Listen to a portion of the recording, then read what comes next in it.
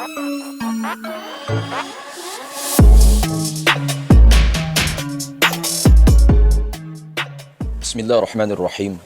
Alhamdulillahilladzi an'amana bi ni'matil imani wal islam wa nusalli wa nusallimu ala khairil anam sayyidina Muhammad wa ala alihi wa sahbihi ajmain, amma ba'du. Azabiku semua, saya punya teman di kampus yang cukup saya kagumi, berinisial H. Menurut penuturannya sendiri, dia dulu pernah belajar di Ma'had Imam Bukhari, lalu melanjutkan kuliah jenjang S1 di Universitas Madinah, jurusan hadis. Sekarang beliau melanjutkan S2 di YIN Surakarta, program studi tafsir dan ilmu Al-Quran. Uniknya, ya, meskipun telah lama bergaul di lingkungan Wahabi, beliau tetap mengikuti mazhab Syafi'i. Bahkan beliau menegaskan bahwa untuk menjadi seorang Wahabi tidak harus bermazhab Hambali, sebagaimana para ulama di Arab Saudi. Beliau juga mengkritisi sebagian orang yang mengaku sebagai Salafi, ya, namun pada kenyataannya selalu merujuk kepada 3 orang: Syekh Al-Albani, Syekh Utsaimin, dan Syekh bin Baz. Seolah-olah Salafi itu hanya bermuara kepada 3 orang tersebut. Ya, fenomena yang cukup unik bagi saya. Ada seorang Salafi seperti ini, ya. Dia bercerita bahwa dirinya pernah ditegur oleh rekannya yang notabene, ya, Wahabi Salafi. Pasalnya ketika duduk tasyahud dalam sholat 2 rakaat, ia bertawarruk sebagaimana mazhab Syafi'i. Mengapa Anda duduknya sama seperti yang dilakukan masyarakat pada umumnya? Apakah karena kita dianjurkan untuk mengikuti kebiasaan masyarakat setempat? Tegur orang tersebut. Asal semua, teman saya yang berinisial H tersebut menjelaskan bahwa sikap yang demikian bukan dalam rangka mengikuti masyarakat setempat. Ya. Permasalahan ini adalah permasalahan khilafiyah ijtihadiyah. Ya.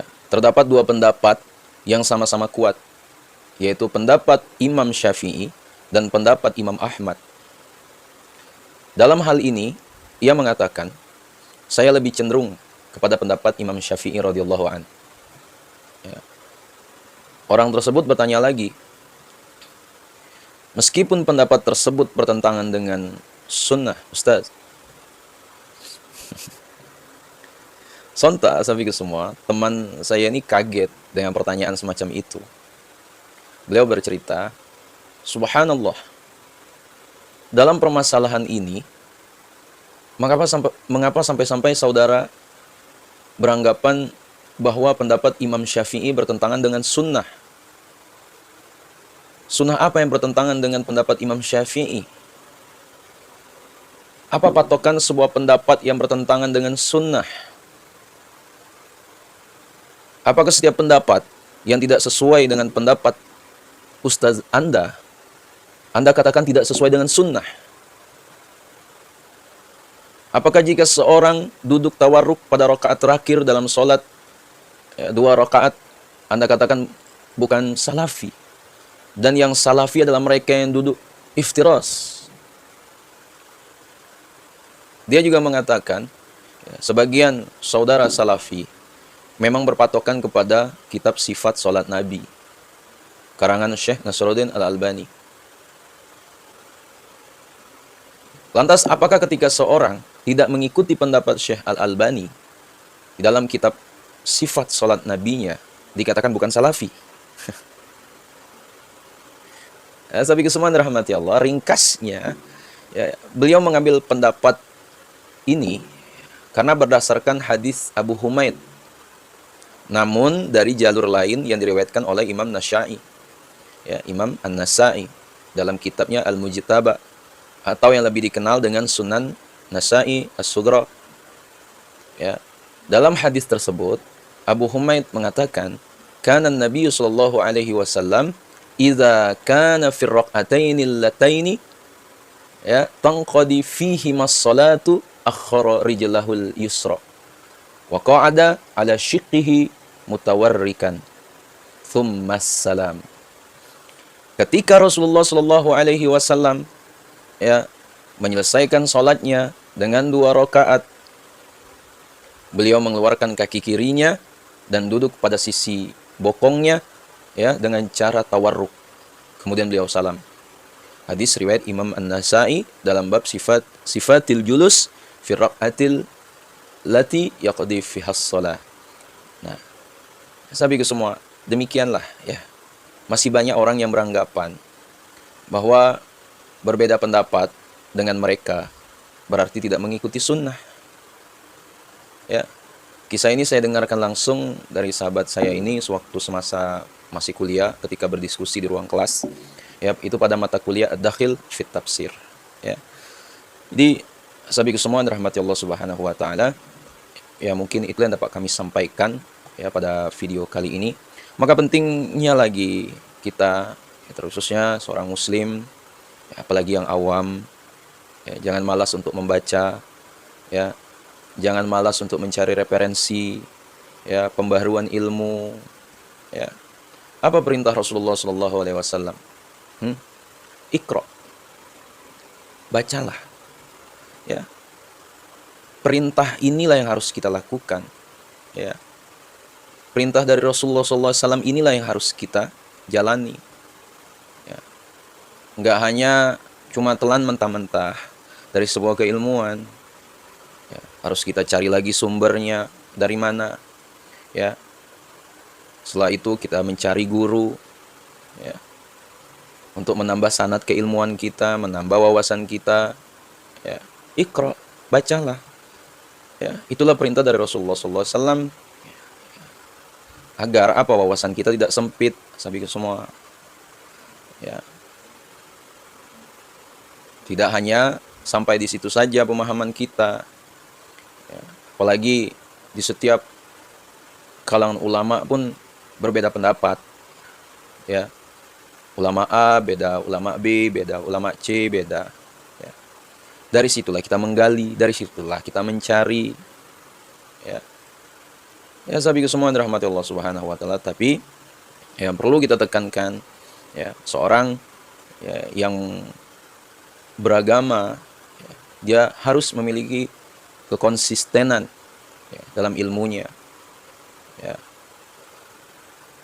Dia memegang prinsip, yang pertama dia Islam, ya. Kemudian yang kedua dia berakidah, kemudian yang ketiga dia bermazhab, kemudian yang keempat dia bertasawuf, ya. Kalau kita ingin disebut dengan Ahlus Sunnah wal Jamaah, ya itu tadi. Yang pertama dia Islam, kemudian yang kedua dia berakidah. Akidahnya ikut siapa? Ya, kemudian dia bermazhab. Mazhab apa? Kemudian bertasawuf. Ya. Kalau ada orang, ya, dia bersyariat tapi tidak bertasawuf, itu hati-hati. Itu bukan Ahlus Sunnah wal Jamaah itu. Ya, apalagi kalau sampai membenci ulama tasawuf. Ya. Nah, kalau kami pribadi sendiri, ya, jelas. Yang pertama, kami Islam, ya. Semoga Allah jaga terus ini semua, ya. Kemudian yang kedua, kami berakidah mengikuti Imam Asy'ari dan Maturidi, ya. Kemudian yang kedua, kami bermazhab Asy-Syafi'i, ya. Kemudian mengikuti para imam mazhab yang lainnya, ya, dalam berfikih, nah, dalam bersyariat. Yang terakhir kami bertasawuf mengikuti Imam Junaid Al-Baghdadi, Imam Al-Ghazali, ya, Al-Imam Ibnu Athaillah Sakandari. Kalaupun jamaah Wahabi mengatakan hati-hati dengan orang ini Syiah, belum apa-apa saja kalian sudah berpikiran jelek, ya, sudah berpikiran suudzon kepada saudara sesama muslim kalian sendiri. Ya. Kalau saya Syiah, sudah jelas, ya, sebagaimana pemahaman Syiah, saya hanya mencintai Sayyidina Ali, ya, membenci Sayyidina Abu Bakar, Umar, Utsman, Ali, ya. Saya mencintai Imam Ali. Buktinya saya mencintai seluruh sahabat Nabi, ya. Dan yang jelas saya bukan Wahabi, Kenapa?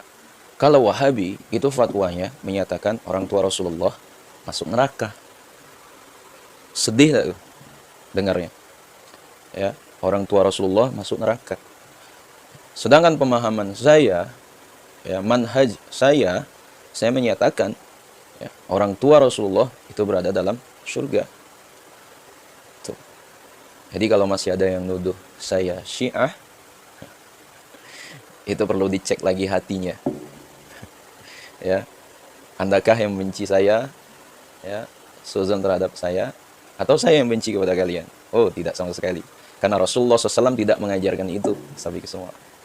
Ya, dengan lemah lembutnya Rasulullah menebarkan kasih sayangnya di muka bumi ini. Ya, wa ma arsalnaka illa rahmatan lil alamin. Kalian semua tahu itu hadis. Hadis. Kalian tahu itu semua, yaitu Al-Qur'an. Ya, termasuk dengan orang non-muslim sekalipun, ya, kita tidak dianjurkan untuk membencinya karena tiada yang tahu. Ya. Mungkin sekarang mereka dalam keadaan tersesat. Ya.